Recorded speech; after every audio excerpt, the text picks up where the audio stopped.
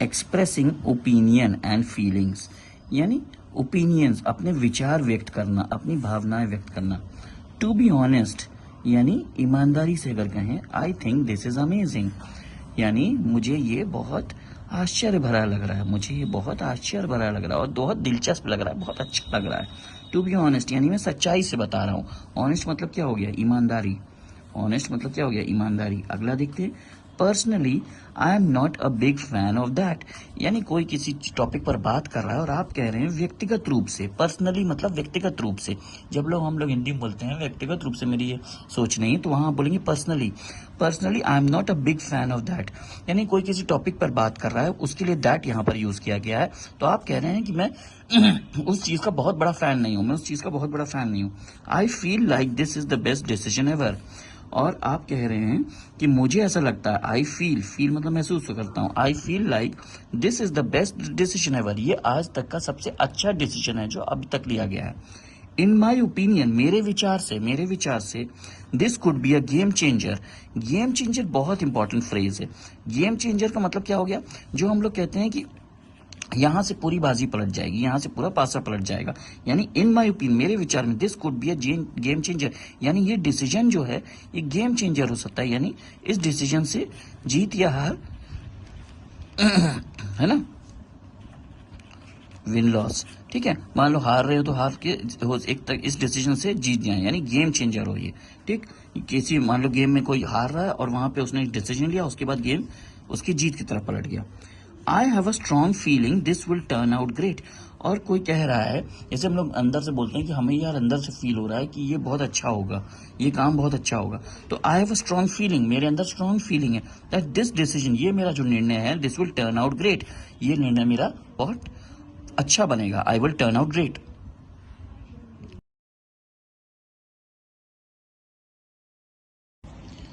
Apologising मतलब माफी मांगना, explaining.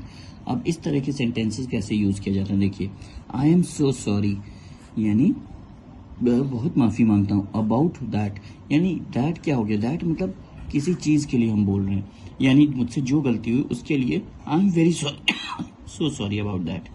It won't happen again, ये दोबारा नहीं होगा। वोंट का मतलब क्या हो गया? Will plus not, it will not happen again. I am so sorry about that, यानी मैं उस गलती के लिए बहुत सॉरी हूं। It will not happen again, आगे से ऐसा नहीं होगा। I did not mean to upset you, my, ये बैड नहीं है, बेसिकली डैड है, ठीक है। तो I did not mean to upset you, upset मतलब क्या हो जाता है? परेशान करना। मैं आपको परेशान नहीं करना चाहता। आई डिड नॉट मीन, मेरा मतलब, मीन मतलब क्या होगा? मतलब, मेरा मतलब आपको परेशान करने का नहीं था। माई डैड, ठीक है, डैडी का शॉर्ट फॉर्म हो गया। I hope you can forgive me, forgive बहुत इंपॉर्टेंट वर्ड है। फॉरगिव मतलब क्या हो जाता है? माफ करना। फॉरगिव मतलब माफ करना। तो I hope you can forgive me, मैं ऐसा उम्मीद करता हूँ। होप मतलब क्या होता है? उम्मीद। मैं उम्मीद करता हूँ कि आप मुझे माफ कर देंगे।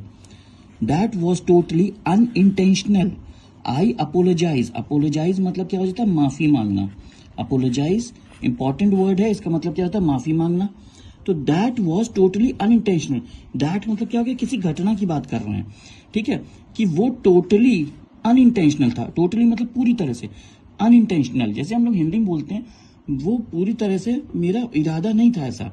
अनइंटेंशनल मतलब जो काम आपने जानबूझ के ना किया हो। इंटेंशनल मतलब जानबूझ के, अनइंटेंशनल मतलब जो काम आपने जानबूझ कर ना किया हो। तो that was totally unintentional. I apologise मतलब मेरा वो जो भी हरकत थी वो अनइंटेंशनल थी, मैंने जानबूझ कर ऐसा नहीं किया, मुझे माफ कर दीजिए। I apologise. Let me make it for to you, यानी चलिए जो नुकसान हुआ मैं उसकी भरपाई कर देता हूं। Let me make it to you, right.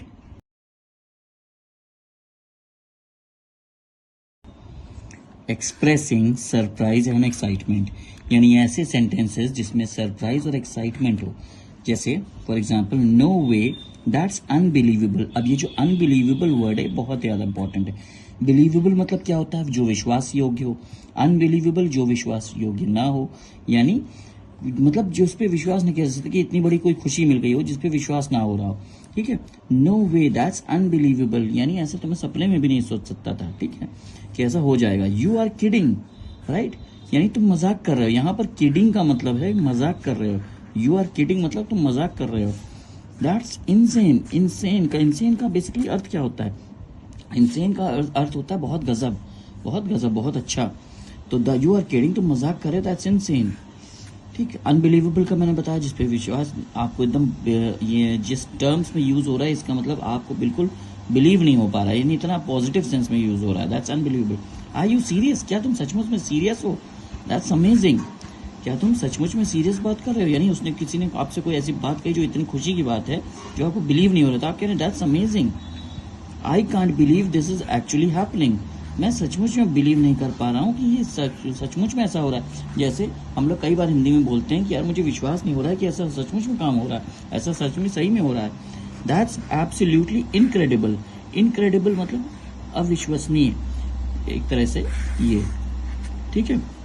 Absolutely का मैंने एकदम फर्स्ट वाले में ही बताया था, एब्सोल्युटली मतलब निश्चित रूप से, ठीक है। तो दैट्स एब्सोल्युटली इनक्रेडिबल मतलब ये पूरी तरह से अविश्वसनीय है, यानी इतना अच्छी बात है।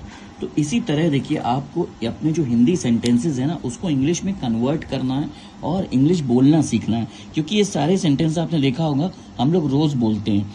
अब इन्हीं सेंटेंसेस को हम इंग्लिश में कैसे बोलें, ये आपको वीडियो को बार बार देखना है डिटेल में और उसको सीखना है, ठीक है। इस चैनल पर that is English for you, इस चैनल पर आपको इंग्लिश सीखने से रिलेटेड हर तरह की नॉलेज, हर तरह की जानकारी, हर तरह की हेल्प, हर तरह की प्रैक्टिस मेथड्स की डिटेल नॉलेज हर अपकमिंग वीडियो में मिलती रहेगी।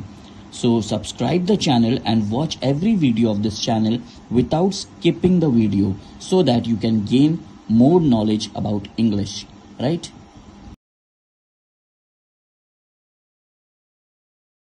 Okay, let's start the next sentence. If I were you, अगर मैं आप होता, if I were you, I would definitely go for it. यहाँ पर सबसे इम्पोर्टेंट वर्ड जो है वो है डेफिनेटली। डेफिनेटली मतलब निश्चित रूप से, डेफिनेटली मतलब निश्चित रूप से। फॉर एग्जाम्पल जैसे आपको यूज करना है, डेफिनेटली मैं कल दिल्ली पहुंच जाऊंगा। डेफिनेटली मैं कल दिल्ली पहुंच जाऊंगा, यानी निश्चित रूप से मैं कल दिल्ली पहुंच जाऊंगा। डेफिनेटली मैं ये काम 30 अप्रैल तक ख़त्म कर लूँगा, यानी निश्चित रूप से मैं ये काम 30 अप्रैल तक ख़त्म कर लूँगा। तो इफ़ आई वर यू, अगर मैं आप होता, I would definitely go for it. अगर मैं आप होता तो मैं निश्चित रूप से इस काम को लिए आगे बढ़ता, इस काम के लिए आगे बढ़ता। फॉर का मतलब क्या हो जाता है? के लिए, ठीक। नेक्स्ट देखते हैं, you might want to try this approach instead. You might want to try this approach instead. अब माइट का क्या हो गया? माइट का मतलब हो गया शायद, संभावना, ठीक है। वॉन्ट का क्या होता है? चाहना, ठीक। ट्राई कोशिश, दिस अप्रोच इंस्टेड। अप्रोच मतलब जिस तरह से आप यूज करें वैसे अप्रोच का मतलब हो जाता है रास्ता, तरीका। इंस्टेड मतलब इसकी बजाय, इसकी वजह। चलो, you might want to try this approach instead. हो सकता है, यू मतलब तुम शायद ये अप्रोच, ये रास्ता अपनाना चाहो इसकी बजाय। इंस्टेड इसकी बजाय, यानी जो आप जिस रास्ते पे आप चल रहे हैं उसकी बजाय हो सकता है ये रास्ता, दिस अप्रोच, ये रास्ता आप अपनाना चाहें। अगला देखते हैं, here is a little tip that might help. Might फिर से आया, देखो माइट मतलब क्या हो जाता है, मैंने बताया संभावना, शायद, ठीक। हेल्प मतलब मदद, ठीक। हेल्प मतलब मदद। टिप, टिप मतलब क्या हो जाता है? सलाह, सलाह। टिप मतलब सलाह। तो here is a little tip, यहाँ एक छोटी सी सलाह है, दैट माइट हेल्प यू, जो हो सकता है आपकी मदद कर दे। Here is a little tip that might help. Have you considered doing it this way. Considered मतलब सोचना, सोचना। क्या आपने सोचा है इस तरह से ये काम करने का? Have you considered doing it this way. Trust me, trust important word है। ट्रस्ट मतलब क्या हो जाता है? विश्वास। ट्रस्ट मतलब क्या हो जाता है? विश्वास। तो ट्रस्ट मी, मेरे ऊपर विश्वास रखो, this works like a charm. Charm का मतलब यहाँ पर क्या है? Good luck, good luck. मेरे ऊपर विश्वास रखो, ये तरीका किस तरह काम करता है? गुड लक की तरह काम करता है, राइट। तो इसी तरह से आपको इंग्लिश सेंटेंसेस को पढ़ना है, उसका वर्ड्स के हिंदी मीनिंग्स निकालने हैं और उससे सेंटेंस को समझने की कोशिश करना है। इंग्लिश अंडरस्टैंडिंग के लिए आपको सेंटेंस को बार बार पढ़ना है, उसका हिंदी मीनिंग वर्ड मीनिंग्स निकाल कर समझना है, right. It was great catching up with you. Catching up, आपसे मिलना। कैचिंग अप मतलब क्या हुआ? मिलना, मिलना, ठीक। तो इट वॉज ग्रेट, आपसे मिलना बहुत अच्छा था। इट वॉज ग्रेट, ग्रेट मतलब क्या हुआ? अच्छा। It was great, it was great catching up with you, यानी आपसे मिलना बहुत अच्छा था। I let you go now, talk soon. I will let you go now, talk soon, यानी मैं आपको अभी जाने दे रहा हूं, अब जल्दी बात करिएगा। यानी मैं आपको अभी जाने दे रहा हूं, I let you go now, talk soon, यानी जल्दी फिर से मुझसे बात करिएगा। टेक केयर, यानी अपना ख्याल रखिए, अपना देखभाल करिए। And keep in touch, keep in touch मतलब कॉन्वर्सेशन बनाए रखिए, कॉन्वर्सेशन बनाए रखिए। कीप इन टच मतलब कॉन्वर्सेशन बनाए रखिए।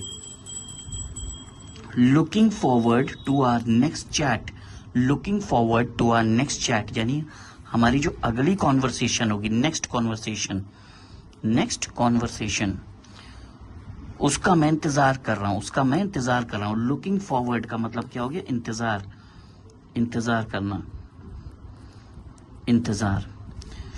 Got run now but let's talk later, अभी तो मुझे जाना है। गॉट रन नाउ, अभी मुझे जल्दी है। बट मतलब क्या हो गया? लेकिन। लेट्स टॉक लेटर, लेकिन फिर बाद में बात करते हैं, बाद में बात करते हैं, बाद में बात करते हैं, राइट। तो इसी तरह आपको इंग्लिश सेंटेंसेस के हिंदी मीनिंग निकालने हैं, उनको समझना है। जब आप हिंदी मीनिंग्स लिखेंगे ना इंग्लिश सेंटेंसेस में, जिस तरह से मैं कर रहा हूँ, उस तरह से जब आपको इंग्लिश करने लगेंगे, बार बार रूटीन में बना लेंगे, तब आपको इंग्लिश में समझ में आने लगेगा और फिर आप इंग्लिश बोलने लगेंगे और समझने लगेंगे, राइट।